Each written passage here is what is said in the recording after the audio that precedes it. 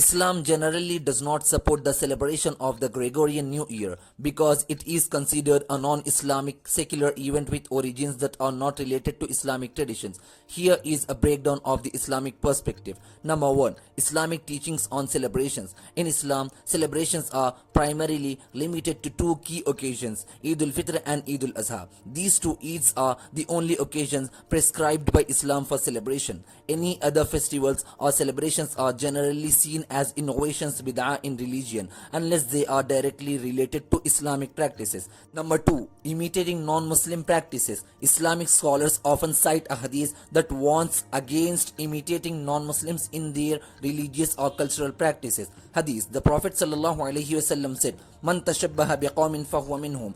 Whoever imitates any nation is one of them.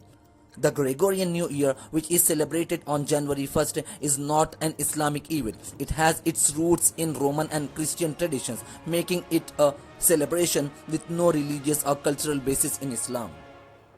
Number 3. Cultural and secular nature of the New Year. Although the Gregorian New Year is often celebrated in a secular way today with parties, fireworks and festivities, its historical origins are still tied to non-Islamic customs. For example, it marks the beginning of a new year in the Christian calendar, which was established for the celebration of the birth of Jesus Christ. Many of the customs surrounding New Year celebrations, like parties and the consumption of alcohol, go against Islamic teachings on moderation, avoiding excess and abstaining from haram actions.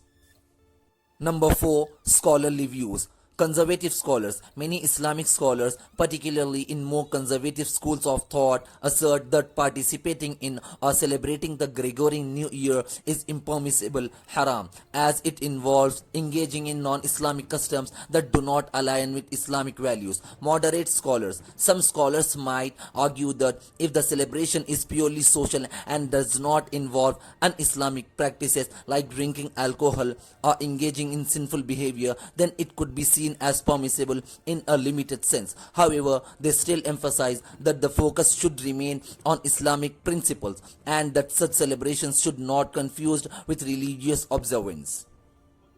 Number 5. Social interaction versus religious integrity. While Islam encourages Muslims to maintain good relations with non-Muslims and to engage in social interactions, it also stresses the importance of preserving one's religious identity and values.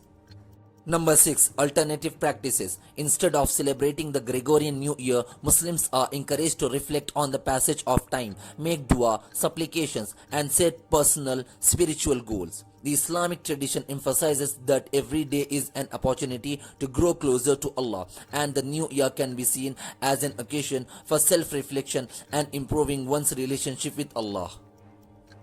Conclusion. In summary, Islam generally does not support the celebration of the Gregorian New Year. The key reasons are: it is not part of the Islamic tradition, it may involve imitating non-Islamic customs, it is tied to secular or non-Islamic values that may contradict Islamic teachings such as indulgence in excess, alcohol and worldly pleasures. Muslims are advised to maintain their focus on Islamic teachings such as observing the two Eids, making personal resolutions for spiritual growth, and engaging in reflective practices that align with their faith.